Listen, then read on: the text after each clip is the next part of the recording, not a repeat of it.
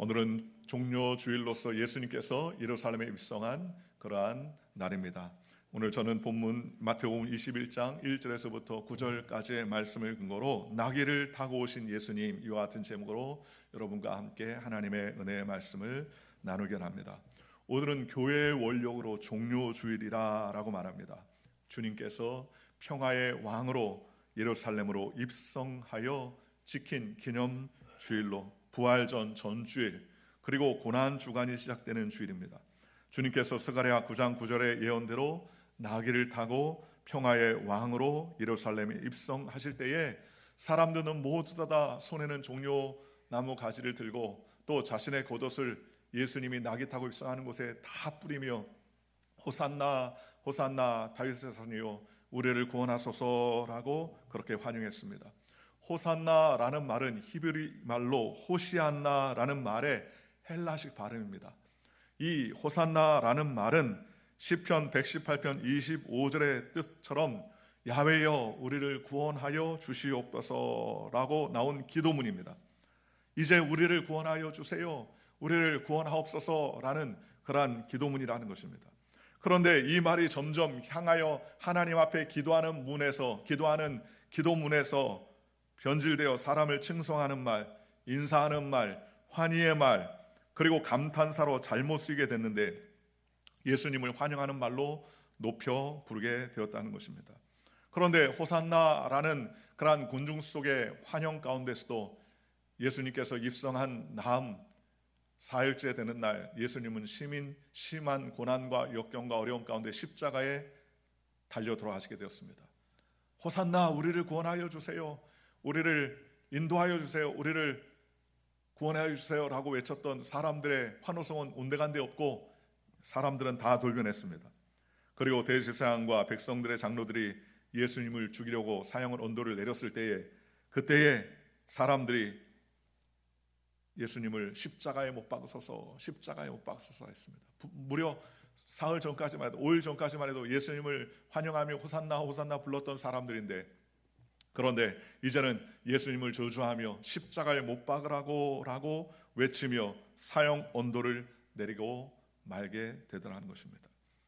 예수님을 향해 호산나를 외치던 환호하는 예루살렘 군중들은 왜 십자가에 예수님을 못 박으라고 함성을 지르는 무서운 군중으로 변화되었습니까? 그것은 급격한 변화와 상황이 바로 예수님을 십자가에 못 박게 되는 근본적인 원인과 결과였습니다. 오늘 우리는 예수님께서 이렇게 십자가를 지시기 위해서 예루살렘에 입성한 진정한 의미, 나귀를 타고 입성하신 진정한 의미를 우리는 뒤돌아보며 하나님의 은혜 가운데 나아가는 저와 여러분들 되시기를 주님의 이름으로 축원합니다. 먼저 우리는 가만히 생각해 볼 때 예수님은 이런 환난과 어려움과 사람들의 돌변 속에서도 혼란하지 아니하며 흔들리지 않는, 그러한 휘둘림 당하지 않는 그러한 굳건한 믿음을 가지고 계셨다는 것입니다. 예수님이 이렇게 혼란하거나 흔들리지 않는, 그러한 당황하지 않는 굳건한 믿음을 가질 수 있었던 이유가 무엇입니까? 그것은 바로 예수님은 이 땅에 오신 목적을 사람들에게 칭송받고 인정받고 환희받는 것에 목적을 두지 아니하시고 하나님이 원하시는 그 뜻을 섬기며 주님께서 원하시는 목적을 이루는 삶을 사셨기 때문이었다는 것입니다. 만약에 예수님이 사람들의 인기에 영합했다면 군중들이 예수님을 향해 호산나라고 소리를 칠 때 예수님은 우쭐했을 것입니다. 또 자신의 겉옷을 다 땅바닥에 내어 깔고 예수님을 다윗의 자손 예수여 우리를 구원하소서라고 종려나무 가지를 흔드는 사람들의 모습을 보고서 내가 과연 인기가 있구나, 내가 과연 사람들에게 인정을 받고 있구나 하며 흡족해 하셨을지도 모릅니다. 그러나 우리 주님께서는 하나님의 아들로서 모든 것을 다 아셨습니다. 저 군중들이 5일 후에 돌변해서 자기를 십자가에 못 박으소서라고 소리를 칠 것을 이미 아셨습니다.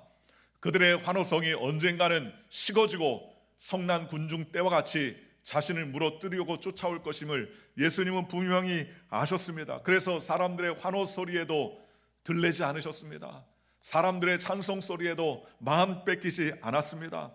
왜 예수님께서는 이런 환호와 찬송 소리, 예수님을 찬양하는 그 소리에 마음 뺏기지 않았습니까? 그것은 앞서 이야기한 것처럼 예수님은 사람의 인기에 영합하지 않았습니다. 사람의 평가와 사람의 대중의 관심을 두지 아니하시고 오직 겸손하셔서 하나님의 뜻을 이루는 믿음의 삶을 살 수 있었기 때문이었다는 것입니다. 그래서 예수님은 어떤 경우에도 휘둘림 당하지 아니하시고 흔들리지 않는 신앙에서 하나님의 뜻을 구하는 믿음의 삶을 살게 되었다는 것입니다. 오늘 저와 여러분들이 예수님을 쫓아 살아갈 때에 흔들리지 않는 믿음의 삶을 사시기를 주님의 이름으로 축원합니다. 우리가 신앙생활할 때 사람을 보고 세상을 보며 환경을 보고 사람들의 인기에 영합하면 우리는 반드시 넘어질 때가 돌아올 줄로 믿습니다. 그러나 어떤 상황에서도 나를 지으신 하나님, 나를 인도하신 하나님, 나를 붙잡아 주시는 하나님, 그 한 분만에게 초점을 맞추고 우리의 눈을 들어서 예수님을 바라보면 우리는 낙심하지 않습니다. 실망하지 않습니다. 내가 인정받지 못한다 해도, 나를 인정해 주지 않는다 해도 오직 예수님만 섬깁니다. 주님만 바라봅니다. 이런 믿음을 가지고 하나님께 나아가는 저와 여러분들 되시기를 주님의 이름으로 축원합니다. 휘둘림 당하지 않는 믿음을 가질 수 있었던 이유는 무엇입니까? 그것은 중요한 우선순위를 바로 가졌기 때문입니다. 예수님은 이 땅에 오신 목적을, 즉 우선순위가 그것이 무엇이었느냐? 십자가에서 죽으시기 위해서 이 땅에 오셨다고 성경은 말했습니다. 왜냐하면 그 길만이 인간의 죄를 해결할 수 있는 길이요, 그 길만이 우리의 사람들이 하나님의 은혜 가운데 들어갈 수 있는 길이었기 때문이었습니다. 로마서 3장 23절 24절에 모든 사람이 죄를 범하였음에 하나님의 영광에 이르지 못하더니 그리스도 안에 있는 속량으로 말미암아 하나님의 은혜로 값없이 의롭다 하심을 얻은 자 되었느니라 라고 말했습니다. 첫사람 아담과 하와의 죄로 인하여서 영이 죽어 태어난 인생, 그래서 모두 다 죄를 짓고 삽니다. 그래서 사망의 종으로 살다가 이제 생명을 마감한 후에는 절망적인 지옥에 하는 존재로서의 삶을 다시 살아갈 수밖에 없다고 이야기합니다. 히브리서 9장 27절 28절은 한 번 죽는 것은 사람에게 정하신 것이요 그 후에는 심판이 있으리니 이와 같이 그리스도도 많은 사람의 죄를 담당하시려고 단번에 들이심 받으셨고 구원에 이르게 하기 위하여 죄와 상관없이 자기를 바라는 자들에게 2번 나타내셨느니라 라고 말했습니다. 성경은 반드시 죽은 후에 심판이 있고 그 심판 후에 천국과 지옥이 있다고 말씀해 주셨습니다. 예수님은 이 땅 가운데 사시면서 천국과 지옥을 말씀하시면서 천국의 길을 가르쳐 주셨습니다. 그 천국의 길이 무엇입니까? 그것은 바로 예수님께서 말씀하신 내가 곧 길이요 진리요 생명이 나로 말미암지 않고는 아버지께로 올 자가 아무도 없다고 주님은 말씀해 주셨습니다. 그러니 오늘 저와 여러분이 예수님을 통하여서 천국 백성이 되었습니다. 예수님을 통하여서 천국으로 향한 길을 걸어가게 되었습니다. 얼마나 감사합니까?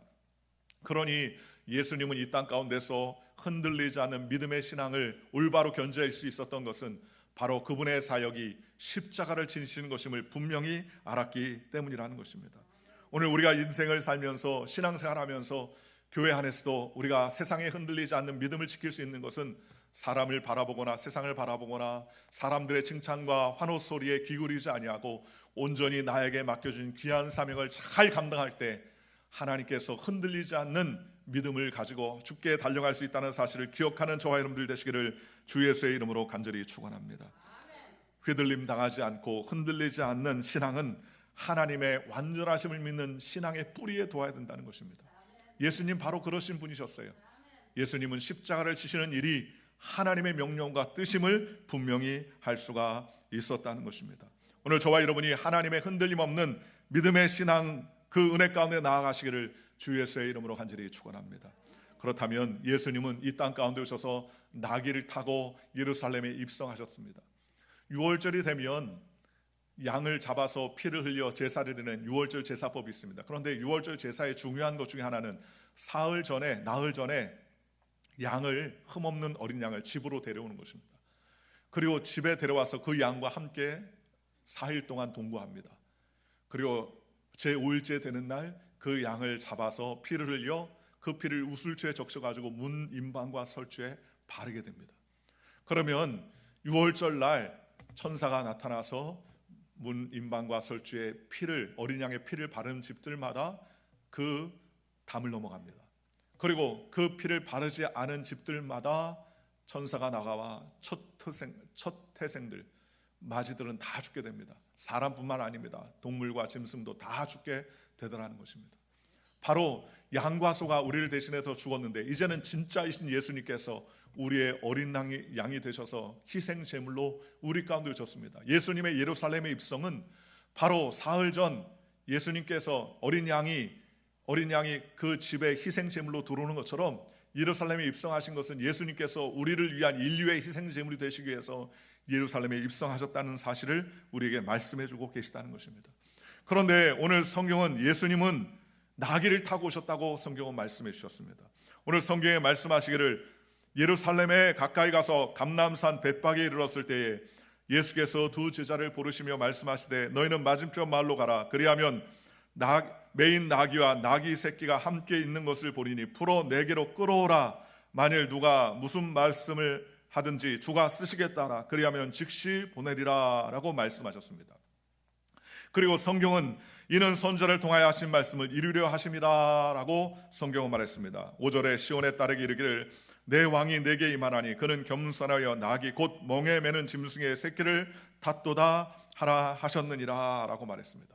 예수님은 어린 나귀 즉 나귀 새끼를 타고 예루살렘에 입성하셨습니다. 예수님이 이렇게 나귀를 타고 입성하신 이유는 어디에 있을까요? 첫째로 예수님은 우리에게 나귀를 타고 오신 겸손한 예수님임을 우리에게 보여주기 위한 것이었다는 것입니다. 예수님은 이 세상의 어떤 왕과도 비교될 수 없는 그러한 왕으로 오셨습니다. 그것은 바로 겸손하신 왕으로 오셨다는 거예요. 스가랴 예언서에서 이것을 특별히 강조하고 있었습니다. 나귀 새끼를 탔다는 거예요. 여러분, 나귀의 사이즈를 우리는 이목을 집중시키고 있습니다. 스가랴서 9장 9절에 보라 내 왕이 내게 임하나니 그는 공의로우시며 구원을 베풀며 겸손하여서 나귀를 타나니 나귀의 작은 것 곧 나귀 새끼니라 라고 말했습니다. 여러분이 왕으로 입성한다면 나귀를 타겠습니까? 화려한 백마를 타겠습니까? 전쟁 또는 왕으로 입성한다면 당당하게 아주 호화롭고 아름다운 그러한 종마를 타고 입성할 것입니다. 그런데 예수님은 고의적으로 말씀하신 대로 나귀를 타고 오신 것을 우리가 알 수 있습니다. 마태복음에 보면 예수님이 제자 둘을 보내어서 나귀 새끼를 찾았던 것을 볼 수가 있습니다. 나귀가 사람을 태우는 짐승인 것을 감안하면 나귀를 타려면 어미 나귀를 타는 것이 정상인데 한 번도 짐을 져보지 않은 나귀 새끼를 탔다고 성경은 말씀해 주셨습니다. 여러분, 나귀 새끼가 예수님을 태우고 가는데 얼마나 무거웠겠습니까? 한 번도 태워보지도 않았으니 얼마나 힘들었겠습니까? 아마 나귀 새끼가 생각했어요. 아유, 내가 한 번도 짐을 져보지 않았는데 첫 번째 짐이 왜 이렇게 무겁냐? 라고 생각했을지도 모르겠습니다. 그런데 왜 예수님께서 나귀 새끼를 타셨을까요? 그것은 예수님께서 나귀 새끼를 타셨다는 것은 겸손한 왕이시기 때문에 나귀 새끼를 타셨다고 성경은 말씀해 주셨습니다. 겸손이라는 것은 자기를 드러내지 않는 것을 말하는 것입니다. 상대방의 처지로 자신이 내려앉아 함께 울고 함께 웃기를 기뻐하는 마음가짐이 바로 겸손한 마음입니다. 남보다 나를 높이는 마음, 그것이 교만한 마음이라면 겸손한 마음은 낮아지는 마음입니다. 서로 마음을 같이 하는 마음입니다. 사람을 거칠게 대하지 아니하고 마음에 상처를 주지 않으며 서로 가까워지는 온유함을 가진 마음이 바로 겸손한 마음이라고 성경은 말씀하셨습니다. 바로 예수님은 이런 왕으로 오셨다고 그렇게 이야기합니다. 겸손하시기 때문에 온유함으로 오셨다는 것입니다. 예수님은 우리에게 이렇게 말했습니다. 수고하고 무거운 짐진 자들아 다 내게로 오라. 내가 너희를 쉬게 하리라 라고 말씀해 주셨습니다. 나는 마음이 온유하고 겸손하니 나의 멍에를 메고 내게 배우라 라고 말했습니다. 여러분, 오늘 저와 여러분이 인생을 살 때 수고하고 무거운 짐을 가지고 다니며 어려움을 겪고 있는 인생을 살고 있지 않습니까? 얼마나 어려운 인생을 삽니까? 인생 구비구비하다 10대, 20대, 30대, 40대, 50대, 60대, 10대, 80대 그 세월마다 우리는 다 무거운 짐을 가지고 다닙니다. 좋을 것 같은 인생도 저마다의 무거운 짐들이 다 있지 않습니까? 30대, 40대, 50대에 들어가면서 인생에 점점 혼란한 험난을 겪을 때가 얼마나 많이 있습니까? 우리는 예수 믿기 전에 두 가지의 무거운 짐을 가지고 있습니다. 죄와 사망이 주는 영적인 짐을 가지고 있습니다. 이 영적인 짐을 우리가 어떻게 해결할 수 있습니까? 그것은 바로 예수님께서 우리의 영적인 짐을 다 대신 짊어지셨다고 성경은 말씀해 주셨습니다. 죄가 우리를 짓누릅니다. 죄가 우리를 억누릅니다. 죽음의 공포가 우리를 나무 떨듯 사시나무 떨듯 떨게 만든다는 것입니다. 밤낮 없이 우리는 고통 가운데 살아갈 수밖에 없다고 신음한다고 그렇게 이야기합니다.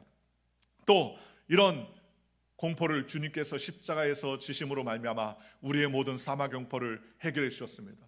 예수 믿는 자마다 멸망치 않고 영생을 얻는 하나님의 놀라운 은혜를 우리에게 허락해 주셨다는 것입니다.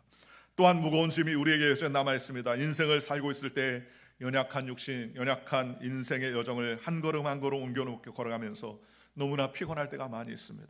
슬플 때도 있습니다. 상처받을 때도 있습니다. 고통으로 눈물 흘릴 때도 많이 있습니다. 절망으로 허우적거릴 때도 너무나 많이 있습니다. 고독할 때도 얼마나 많이 있습니까? 기쁘고 즐거울 때도 있지만, 그러나 우리가 인생을 산다는 것은 우리의 인생에 우리를 억누르고 짓누르는 수고와 슬픔이 없다는 것은 전혀 아니지요. 그러한 수고와 슬픔이 얼마나 많이 있습니까? 예수님도 마찬가지입니다. 예수님은 우리 가운데 오셔서 나귀 새끼를 타고 오셔서 겸손한 왕으로 오셨다고 성경은 말씀해 주셨습니다. 예수님은 우리의 모든 질병을 다 걸머주셨습니다. 우리의 모든 죄를 다 걸머주셨습니다. 우리의 모든 고통을 걸머주시고 십자가로 우리의 모든 짐을 대속해 주셨다고 성경은 말씀해 주셨습니다. 오늘 나귀 타고 우리 가운데 찾아오신 예수님, 그 예수님을 섬기며 겸손하신 예수님을 본받아 살아가는 저와 여러분들 되시기를 주님의 이름으로 축원합니다. 예수님을 닮아가는 것은 겸손을 따라 살아가는 것을 말하는 것입니다. 군림하는 자세가 아니라 섬기는 자세로, 위에 있는 자가 아니라 낮아지는 자세로 주님께 영광 돌리는 저와 여러분들 되시기를 주님의 이름으로 축원합니다. 우리는 기도할 때마다 예수님을 바라봐야 됩니다. 십자가에서 우리를 위해서 대신 피 흘려주신 예수님, 또 겸손하여 나귀 새끼를 타고 오신 예수님, 그 예수님을 따라 하나님을 깊이 생각하며 은혜 가운데 나아가는 저와 여러분들 되시기를 주님의 이름으로 축원합니다. 두 번째로 예수님은 어떤 분으로 오셨느냐? 희생하는 분으로 오셨다고 성경은 말씀해 주셨습니다. 나귀를 타고 오신 예수님은 우리를 위해서 군림하는 예수님이 아니라, 군림하는 왕이 아니라 우리를 위해 희생하는 왕이었습니다. 율법에 따르면 제사에 쓰는 짐승은 한 번도 멍에를 매지 않고 일을 해보지 아니한 것이라야 된다고 말했습니다. 하나님의 앞에 제물로 바치려고 할 때에 이 멍에를 매고 밭을 갈고 논을 갈고 한 손은 안 된다는 거예요. 만약 나귀를 하나님 앞에 드린다고 하면 나귀 역시 사람이 한 번도 타보지 않고 짐도 한 번도 져보지 않은 나귀여야 된다는 것입니다. 그래야 하나님의 제단에 올려놓을 수 있다는 거예요. 예수님이 왜 한 번도 타보지 아니한 어린 나귀 새끼를 타고 가셨을까요? 그것은 제물이 되기 위한 것이었다는 겁니다. 그분은 자신을 하나님의 거룩한 제단에 올리기 위해서 예루살렘으로 향했다는 것입니다. 그러므로 자기를 태워가는 짐승 역시 한 번도 사람이 타보지 아니한 나귀를 선택한 것입니다. 그는 십자가를 향해서 이 나귀 새끼를 타고 가셨다는 것입니다. 요세푸스라는 사학자에 의하면 6월절 당일 때마다 유대 나라 각지에서 예루살렘으로 사람들이 모이는데 약 200만 명이나 넘는 군중들이 모여가지고 북새통을 이룬다고 합니다. 그 사람들이 개인적인 제사를 드릴 수 없어요. 10명이나 20명으로 팀이 되어서 짐승 하나를 가지고 제사를 드리게 되어 있는데, 그렇게도 6월절에 성전에서 희생되는 짐승의 수가 약 25만 6천 마리에 이른다고 합니다. 어마어마한 짐승의 피를 흘리는 거예요. 그러니 짐승의 피가 흐르고 제단이 제물로 바쳐지는 상황입니다.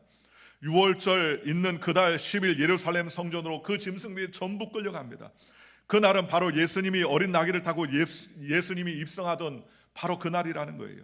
수많은 양들이 예루살렘의 성전에 끌려 들어가서 따로 설치된 특별 구역에 기다리다가 그날 14일 되면 한꺼번에 다 죽임을 당하고 그 제물이 하나님의 제단에 올려지게 되더라는 것입니다. 예수님이 십자가에 죽으신 그날 모든 양들이 다 죽임을 당하는 거예요. 예수님은 제물로 바쳐진 어린 양 가운데 가장 위대한 어린 양입니다. 그동안 다 짐승으로 제사를 드렸지만 이제는 예수님이 직접 어린 양 되셔서 우리를 위해서 물과 피를 다 쏟으시기 위해서 직접 예루살렘에 입성했습니다. 다른 제물들은 끌려왔지만 예수님은요, 나귀 타고 스스로 예루살렘에 입성하셨다는 것입니다. 왜 입성했습니까? 바로 죽임을 당하기 위해서, 마지막 6월절에 어린 양이 되기 위해서, 바로 십자가에서 우리를 위해서 물과 피를 다 쏟아주시기 위해서, 희생당하기 위해서 자발적으로 예수님께서는 희생의 제물이 되기 위해서 예루살렘에 입성했다는 것입니다. 그의 죽음은 대속의 죽음이었습니다. 대속의 죽음은 우리의 모든 죄를 청산하는 죽음이었다는 것입니다. 예수님은 십자가에 돌아가시기 전에 겟세마네 동산에서 간곡한 기도를 드렸습니다. 그는 인간의 모습을 가지고 인간으로 이 땅에 오셨기 때문에 고통과 어려움이 있었습니다. 그는 마지막 기도를 할 때 주여 하나님이여 이 잔을 내게서 멀리하여 주옵소서라고 기도합니다. 얼마나 뜨겁게 기도를 하셨는지 모세혈관이 다 터져서 온몸에 얼굴에 피가 터져 땀방울이 핏방울처럼 쏟아졌다고 성경은 말씀하셨습니다. 고난의 잔을 마시기를 너무너무나 힘들었습니다. 그러나 예수님은 마지막에 뭐라고 기도했습니까? 아버지여 나의 뜻대로 마옵시고 아버지의 뜻대로 되기를 원하옵나이다 라고 그렇게 기도했습니다. 희생의 제물이 되기로 결단하며 하나님 앞에 모든 것을 맡겼던 것입니다. 오늘 저와 여러분도 마찬가지입니다. 하나님의 은혜 안에 우리가 주님의 희생으로 말미암아 하나님의 구원의 백성이 되었습니다. 우리도 역시 하나님의 나라와 영광을 위해서 헌신하는 믿음의 일꾼이 되시기를 주님의 이름으로 축원합니다. 대속이 무엇입니까? 한 사람이 모든 사람의 죄를 대속하는 것입니다. 대신하신 것입니다. 예수님이 고통받음으로 말미암아 우리의 모든 죄를 청산하고 깨끗게 하셨다고 성경은 우리에게 말씀해 주셨습니다. 바로 예수님의 죽음이 나의 형벌을 청산하고 예수님의 죽음이 나의 저주를 대신하고 예수님의 십자가의 고난이 우리의 모든 저주와 우리의 육신의 고통을 완전히 제해주시고 우리를 죄 가운데서 해방해 주셨다고 성경은 말씀해 주셨습니다. 예수님이 낙이 타고 예루살렘에 입성한 것은 바로 이런 희생의 왕으로 우리를 대속하는 희생의 제물로 오셨기 때문이라고 성경은 말씀해 주셨다는 것입니다.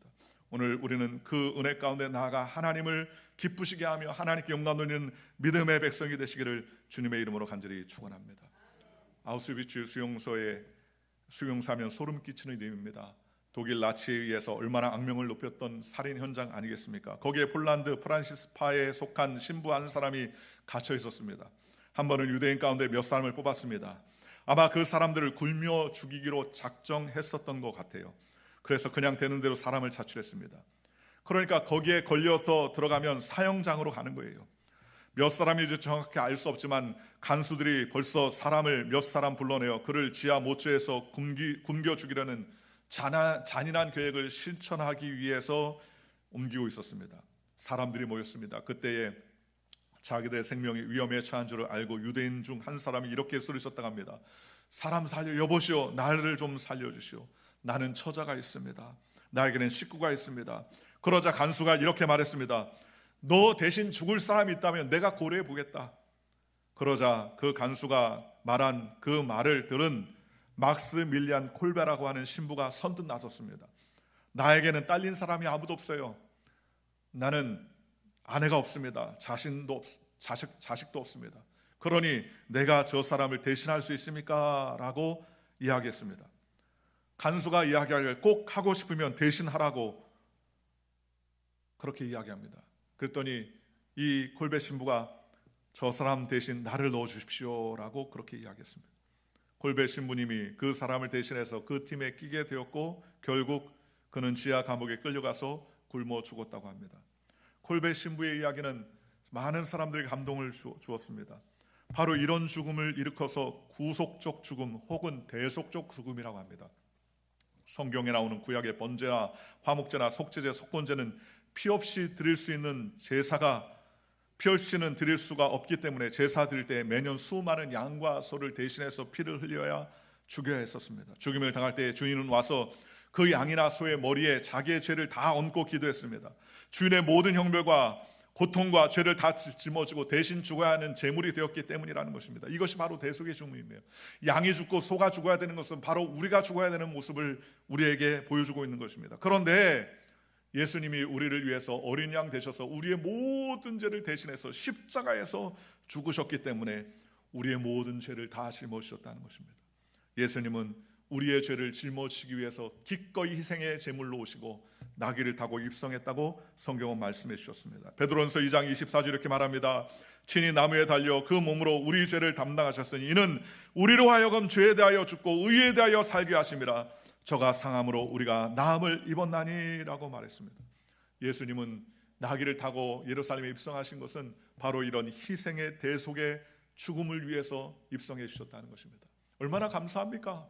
주님의 이 고난과 희생으로 말미암아 우리는 새 힘을 얻고 하나님의 자녀로 축복된 삶을 살 수 있도록 하나님을 아바 아버지라 부를 수 있는 놀라운 특권과 은혜를 입었다는 것입니다. 우리는 이런 희생의 대속적인 죽음을 위해서 우리를 위해서 기꺼이 나귀 타고 입성하신 예수님을 본받아 우리는 날마다 주님 앞에 헌신된 믿음의 백성이 되시기를 주님의 이름으로 축원합니다. 죄 가운데 짐을 벗지 못한 혹시 형제가 자매였습니까? 우리는 대속의 제물이 돼서 우리를 위해서 죽으신 예수님을 만나는 저와 여러분들 되시기를 주 예수의 이름으로 간절히 축원합니다. 마지막으로 예수님은 우리에게 구원을 주시는 왕으로 이 땅 가운데 오셨습니다. 나귀 새끼를 타고 예루살렘으로 들어가신 예수님은 세상을 구원하기 위하서였습니다. 성경은 이렇게 말합니다. 내가 진실로 진실로 너에게 이르노니 한 알의 밀이 땅에 떨어져 죽지 아니하면 한 알 그대로 있고 죽음은 많은 열매를 맺느니라 라고 말했습니다. 한 알의 밀이 무엇입니까? 바로 예수님이라는 거예요. 예수님이 이 세상에서 영원한 저주와 절망을 받으시고 죽으셨기 때문에 수많은 사람들이 그를 통하여서 부활과 참 생명을 얻을 수 있었다고 성경은 말씀해 주셨습니다. 그러니 여러분, 예수님이 없다면 진정한 평화가 없어요. 예수님이 없다면 진정한 화해도 없습니다. 만약에 예수님이 십자가에 죽으시고 부활하지 않았다면 우리의 구원의 믿음이 헛것이 될 수밖에 없을 것입니다. 그런데 예수님은 우리를 위해서 희생하셨을 뿐만 아니라 구원을 주시는 왕으로 이 땅 가운데 오셨다는 것입니다. 해마다 고난주간에 우리가 고난주간을 지내지만 우리가 낙심하지 않고 낙담하지 않는 것은 이 고난으로 끝날 것이 아니라 영원한 부활로 승리의 왕으로 부활하실 것을 알기 때문에 우리가 감사하며 하나님께 영광 돌릴 수 있는 것 아니겠습니까? 이 땅에 진정한 평화는 없습니다. 사람 사이에 진정한 화해도 없어요. 민족끼리, 이웃끼리, 부부끼리, 흑백 사이에, 유대인과 헬라인 사이에 갈라진 틈을 하나 메우고 영원한 나라, 영원토록 행복을 누릴 수 있는 아름다운 구원을 주시는 분은 오직 예수님밖에 없다는 것입니다. 그러니 우리는 예수님을 의지하며 하나님께 은혜 가운데 나아가는 저와 여러분들 되시기를 주님의 이름으로 축원합니다. 예수님은 우리를 구원하신 구원의 왕으로 오셨습니다. 예수를 믿는 자마다 멸망치 않고 영생을 얻게 하려 하신다고 성경은 우리에게 말씀하셨습니다. 진정한 영혼과 진정한 참된 소망은 오직 예수님밖에 없습니다. 예수님을 믿는 자마다 멸망치 않고 하나님의 자녀가 될 수 있도록 하나님께서 길을 열어주셨다는 것입니다. 사랑하는 성도 여러분, 겸손하신 왕, 희생하신 왕, 구원하신 왕 예수님이 오늘 우리에게 오셔서 우리의 예배를 받으시고 계시다고 말씀하십니다. 그러므로 우리는 우리에게 우리의 마음과 정성을 다해서 주님을 섬기는 믿음의 백성이 되시기를 주님의 이름으로 청합니다. 예수님은 우리에게 사랑하는 자여 나는 온유하고 겸손하니 내게 와서 쉬어라 라고 말씀해 주셨습니다. 진정한 삶의 쉼은 예수님 안에 있다는 사실을 기억하고 우리는 나귀를 타고 입성하신 예수님을 본받아 주님 앞에 겸손한 하나님의 백성으로 섬기는 주의 백성으로 또 하나님의 은혜를 경험하며 믿음을 증거하는 구원하는 하나님의 백성으로 살아가 하나님을 기쁘시게 하는 주의 백성들이 되시기를 주 예수의 이름으로 간절히 축원합니다. 기도하겠습니다.